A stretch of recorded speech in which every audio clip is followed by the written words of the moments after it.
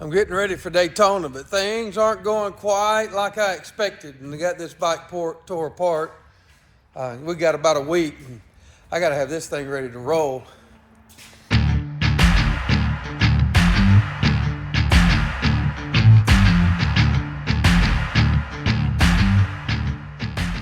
So this year's trip, I'm taking the Moto Guzzi, and I think it's pretty obvious why.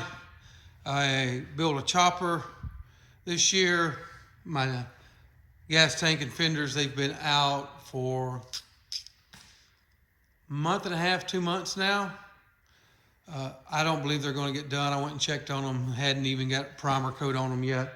So that's not going to be done in time. So we are depending on the Moto Guzzi, and it needed some maintenance. And then I just kept putting it off, and I shouldn't have. As you can see, the swing arms out of it. The boot, this is the replacement boot. It fits right here in this area where the drive shaft comes in out of the swing arm and into there, and then it just pivots in that area, and this boot allows it to take up the slack. And you see it's a nice soft rubber boot. Let me show you what I've got over here. This boot split at the end of the riding season, close to the end of the riding season. At least that's when I noticed it. And you can see this side of the boot, nice and flexible, but this side, not flexible. You can see even with that pressure, it'll fold flat, but it won't flex at all. There's a chemical or something that's got on this that has made it hard. Now, the guy I bought the bike from took immaculate care of it, so I'm not putting anything on him. But in cleaning the bike, I've used some S100 product, which I've never had any trouble out of. Maybe it got on this boot and sat there and didn't get washed off good and caused it to harden up. Maybe some chemical got on there at some point, brake cleaner, or something as we was going through, and caused that to split on me. And this is where, as you can see, it goes in at, and this is where it flexes. Everything in here looks great. This bike's got over 60,000 on it, and everything is just in great shape in through here. So it's all good. 2 U-joints here and one here with a carrier bearing. The shaft on the other end's good. What should have just been a few hours job turned into more than that. This bearing was froze up. It's a tapered bearing.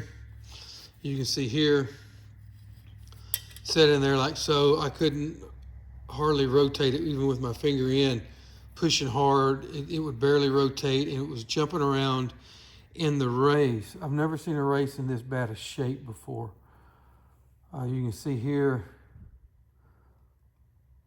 the finish on that race. It should be shiny and chrome-like in appearance, but you can see that it's corroded extremely bad. And you see this wear on about 4 pins there, and then as you rotate it around, it gets lighter and then just kind of disappears.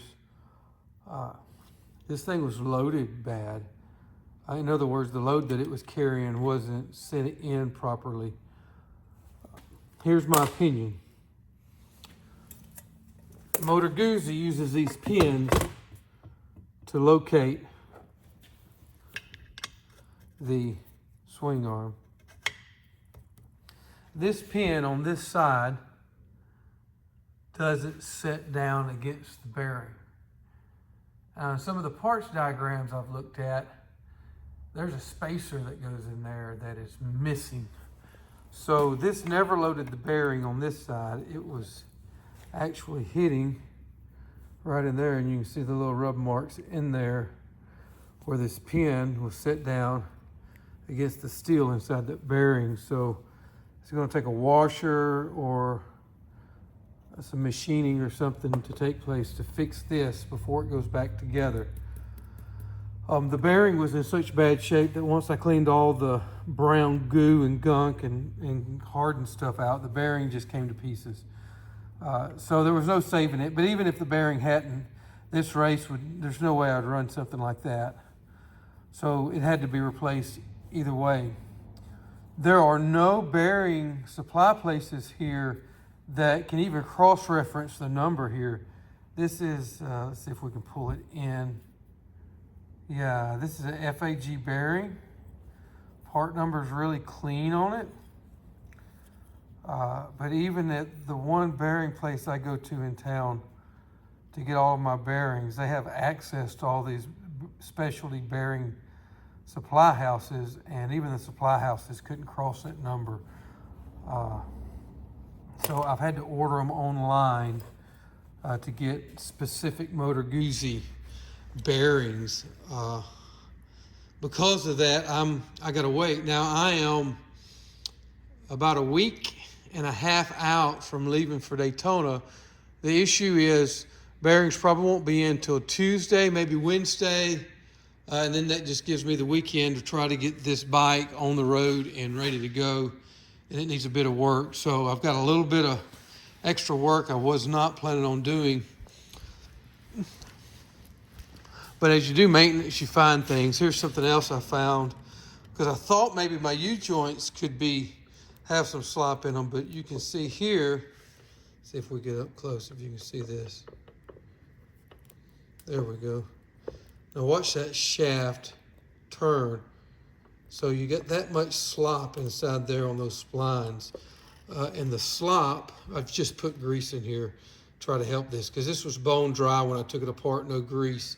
And that just causes those splines to wear.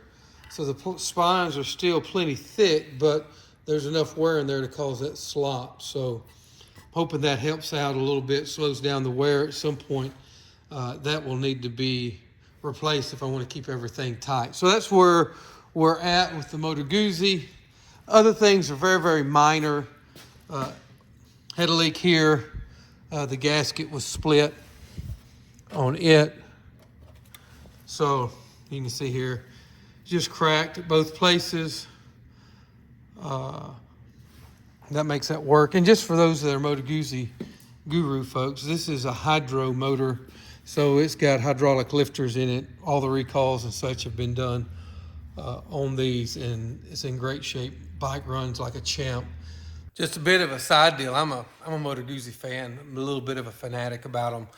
I love the classic design. I love the raw feel of a Moto Guzzi, and I have to blame that on my dad and the motorcycle group that I grew up in, which is CMA. But we used to hang out at Gene Jones's place. He had a Moto Guzzi dealership. He was nice to the family, so I went down there as a teenager a lot, hung out in the dealership. I seen V7 Sports come through. Back then, everything was super cheap. All kinds of new bikes coming in, and I just fell in love with the Moto Guzzis. A lot of people in the CMA chapter I was in as a kid, those adults rode Moto Guzzis, so I just had a thing for them. At the time, my dad had an SP3, which was a really neat bike. So because of that connection to my family and to Gene and to Moto Guzzis and growing up around them, I'm very fond of the brand, very fond of the motorcycle. The things that most people don't like about Moto Guzzi, I find charming. But then I'm a little bit of an old school minded fella anyway. And as you can see with this gray coming in, more than just being old school minded, I'm beginning to be a bit old school myself. So I'm sure we'll get all of this stuff buttoned up. I think I'll have the parts in time to get everything going. The only thing will be is this where those little pins line up, is making sure I get the pin to where it's putting pressure on the bearing instead of in the housing of that swing arm, which should help the suspension. And my suspension has felt rough to me. I even put these new YSS shocks on, and they didn't. I mean, they're better, but they were still harsh at times. So I'm thinking the swing arm pivot bearing being shot was a big portion of that. And then this pin actually bottoming out on the swing arm was probably another cause of that. I'll have to get that fixed, figure out which way I want to go. I'm going to try to go with a washer and a shim stack to set the tension on that a little bit and get all this stuff set back up and ready to go. I think other than that and oil changes and the like, this bike's ready to go. The tires are in good shape, all of that. So in the video coming up, I'm going to try to do several videos on Daytona and the trip coming up. And what I want to focus on is the Moto Guzzi. I'll let you guys know whenever we get that button back up. Then I'm going to go cover the riding gear, from the helmets that I like to the riding gear like what I've got over here hanging on the cabinet. The things that I'm going to take. If y'all watched my last video, you know there's got to be some leather somewhere involved in it. So, of course, I'll carry a leather coat of some kind. We may have a surprise jacket coming in. We'll see how that goes. This suit here, this will be one of the suits you guys know. I'm a big Air Stitch fan, made in the United States, waterproof, protective.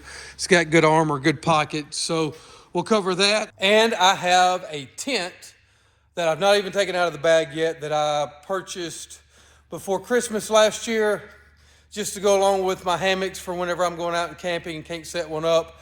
We will be camping in Daytona at the Cabbage Patch area field. No real place to put up my hammock, even though God knows I'd sleep better in it. But I'll be taking this tent, so I'll take you guys along. I'll set it up in the yard for the first time, see how that works out, and we'll kind of pull all of this Daytona getting ready to go together. So until that video drops, you guys have a great day.